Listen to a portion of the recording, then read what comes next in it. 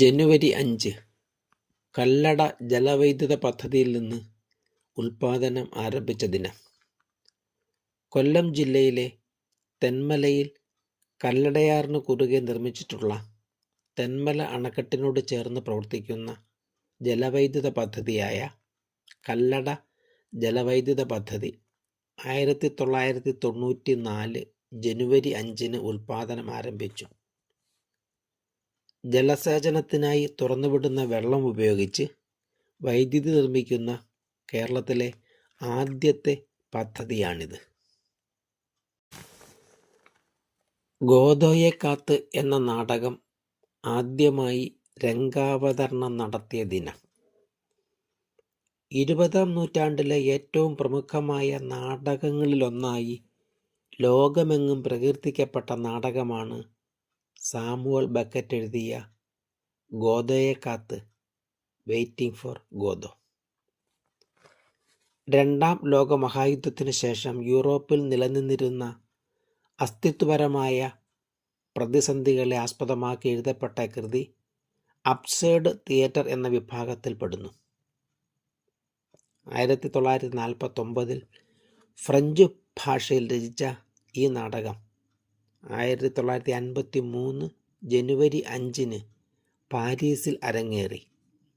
അതിൻ്റെ ഇംഗ്ലീഷ് ഭാഷാവതരണം 1955 ലണ്ടനിൽ നടന്നു. തുടർന്ന് ലോകമെമ്പാടും വിവിധ ഭാഷകളിൽ പരിഭാഷപ്പെടുത്തി അവതരിപ്പിച്ചു. ഗോദോയെ കാത്തിരിക്കുന്ന 4 പുരുഷ കഥാപാത്രങ്ങളുടെ അർത്ഥശൂന്യമെന്ന് തോന്നാവുന്ന സംഭാഷണങ്ങളിലൂടെയും സംവാദങ്ങളിലൂടെയുമാണ് നാടകം പുരോഗമിക്കുന്നത്. ഒടുവിൽ അവർ കാത്തിരിക്കുന്ന ഗോദോ ഇനി വരില്ലെന്ന് ഒരു ബാലൻ വന്ന് അറിയിക്കുന്നതോടെ നാടകം അവസാനിക്കുന്നു. ആരാണ് ഈ ഗോദോ എന്നതിന് ഇന്നും വ്യാഖ്യാനങ്ങൾ ചമയ്ക്കപ്പെട്ടുകൊണ്ടിരിക്കുന്നു. നന്ദനാർ ജന്മദിനം.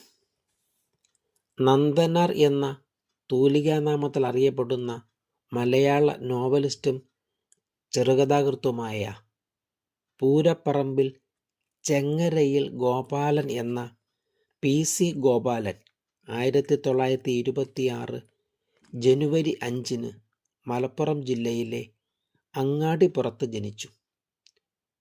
മലയാള സാഹിത്യത്തിലെ പാവപ്പെട്ടവൻ്റെയും പട്ടാളക്കാരൻ്റെയും കഥാകാരൻ എന്നാണ് അദ്ദേഹം അറിയപ്പെടുന്നത്. സ്വന്തം പട്ടാള ജീവിതത്തിലെ അനുഭവങ്ങളെ മുൻനിർത്തിയാണ് അദ്ദേഹം കഥകൾ രചിച്ചത്. ആത്മാവിൻ്റെ നോവുകൾ, അനുഭൂതികളുടെ ലോകം, ഉണ്ണിക്കുട്ടൻ്റെ ലോകം എന്നിവ പ്രധാനപ്പെട്ട നോവലുകളും തോക്കുകൾക്കിടയിലെ പൂക്കൾ, മഞ്ഞക്കെട്ടിടം തുടങ്ങിയവ പ്രധാന കഥാസമാഹാരങ്ങളുമാണ്. 1974 ജൂലൈ 2 46-ാം വയസ്സിൽ അന്തരിച്ചു. കലാമണ്ഡലം ഹൈദരാലി ചരമദിനം. ഭാവാത്മകമായ ആലാപനത്തിലൂടെ കഥകളി സംഗീതത്തെ ജനപ്രിയമാക്കിയ കഥകളി സംഗീതത്തിലെ കുലപതികളിലൊരാളാണ് കലാമണ്ഡലം ഹൈദരാലി. 1946 സെപ്റ്റംബർ 5 തൃശൂർ വടക്കാഞ്ചേരിയിൽ ജനിച്ച അദ്ദേഹം കുട്ടിക്കാലം മുതലേ സംഗീതം ഇഷ്ടപ്പെട്ടു. കലാമണ്ഡലത്തിൽ എത്തിയതോടെ കഥകളി സംഗീതമാണ് തൻ്റെ തട്ടകമെന്ന് തിരിച്ചറിഞ്ഞു. കലാമണ്ഡലത്തിൽ പഠിച്ചിറങ്ങിയ അദ്ദേഹം പിന്നീട് അവിടെ തന്നെ വിസിറ്റിംഗ് പ്രൊഫസറുമായി.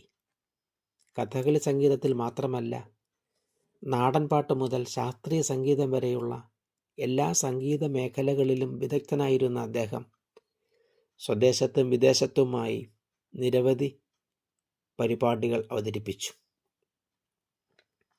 ഒരു എഴുത്തുകാരൻ കൂടിയായിരുന്നു. കഥകളി സംഗീതവും കർണാടക സംഗീതവും താരതമ്യപ്പെടുത്തിയുള്ള ഗവേഷണത്തിന് കേന്ദ്ര മാനവ വിഭവശേഷി വകുപ്പിൻ്റെ ഫെലോഷിപ്പ് ലഭിച്ചു. ഓർത്താൽ വിസ്മയം എന്ന പേരിൽ ഓർമ്മക്കുറിപ്പും എഴുതി. 2006 ജനുവരി 5 തൃശ്ശൂരിൽ വെച്ചുണ്ടായ കാർ അപകടത്തിൽ മരണമടഞ്ഞു.